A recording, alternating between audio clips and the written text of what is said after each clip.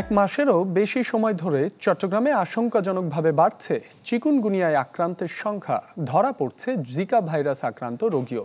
তবে সরকারিভাবে পরীক্ষার সুযোগ না থাকায় এখনও চিকুনগুনিয়া কিংবা জিকা ভাইরাস আক্রান্ত রোগীর সঠিক তথ্য যেমন মিলছে না, তেমনি সুস্পষ্ট রিপোর্ট ছাড়াই চিকিৎসা করতে হচ্ছে শুধু উপসর্গ বিবেচনায় নিয়ে। সীতাকুণ্ডের বাসিন্দা জাফর আলম বেশ কদিন ধরে জ্বর থাকলেও গত কয়েকদিনে যোগ হয়েছে ভয়াবহ হাঁটু ব্যথা, যাতে কারো সাহায্য ছাড়া দাঁড়াতেও পারছেন না তিনি। একই শারীরিক অবস্থা বিআইটিআইডি হাসপাতালে চিকিৎসাধীন এই নারীরও। পরীক্ষায় শনাক্ত না হলেও চিকুনগুনিয়ার উপসর্গে ভুগছেন তারা। হাঁটতে পারিনি, এখন দাঁড়াইতেও পারিনি, তবে হাঁটবো, আমি দাঁড়াইতেও পারিনি, এরকম ব্যথা। ডাক্তার বড় জৈনে ব্যথা হয়েছে এরকম বলছে। না, কিছু বলে নাই। শুধু তারাই নন, চট্টগ্রামে মাসখানেকের বেশি সময় ধরে করোনা, ডেঙ্গু সহ নানা রোগের পাশাপাশি প্রাদুর্ভাব দেখা দিয়েছে মশাবাহিত আরেক ব্যাধি চিকুনগুনিয়ার।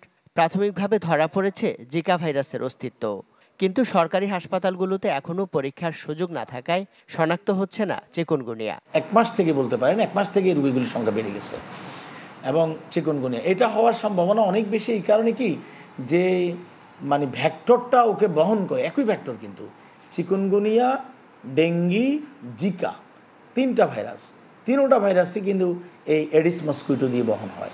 সুতরাং এগুলো চিকুনগুনিয়া হওয়ার সম্ভাবনাই অনেক বেশি। চিকিৎসকরা বলছেন, করোনা, ডেঙ্গু, চিকুনগুনিয়া কিংবা জিকা ভাইরাসে আক্রান্তের ক্ষেত্রে শুরুর উপসর্গ জ্বর, তাই পরীক্ষায় নিশ্চিত হওয়া ছাড়া যথাযথ চিকিৎসা সম্ভব নয়। তবে কিট না থাকলেও দীর্ঘদিনের অভিজ্ঞতায় উপসর্গের ধরন দেখে চিকুনগুনিয়ার চিকিৎসা দেওয়ার কথা জানিয়েছেন তারা। প্রতিটা জ্বরের রোগী কিন্তু শুরুতে অনেকটা একরকম হয়, যদিও জ্বর, এই জন্য জ্বর নিয়ে আসলেই একটা রোগের কোনটা চিকুনগুনিয়া, কোনটা ডেঙ্গু, কোনটা আপনার করোনা কিংবা এগুলো বাদে অন্য কোনো ভাইরাস, এগুলো কিন্তু আমাদের আইডেন্টিফাই করা দরকার সঠিক চিকিৎসার জন্য। চট্টগ্রামে কয়েকটি বেসরকারি রোগ নির্ণয় কেন্দ্রে চিকুনগুনিয়ার RT-PCR পরীক্ষা হলেও নিম্ন ও মধ্যবিত্তের ভরসা সরকারি হাসপাতালে এ সুযোগ না থাকায় বেশিরভাগ রোগী থাকছেন পরীক্ষার বাইরে। সরকারিভাবে চিকুনগুনিয়া পরীক্ষা হচ্ছে না, এটা আমরা বলছি, এটা টেস্টগুলা করার জন্য বিভিন্ন মেডিকেলের চেষ্টা করতেছি, আমরা বড় হসপিটালের চেষ্টা করতেছি আর কি।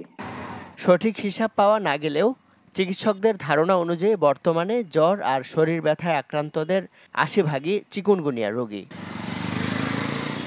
ইমদাদুল হক, চ্যানেল 24, চট্টগ্রাম।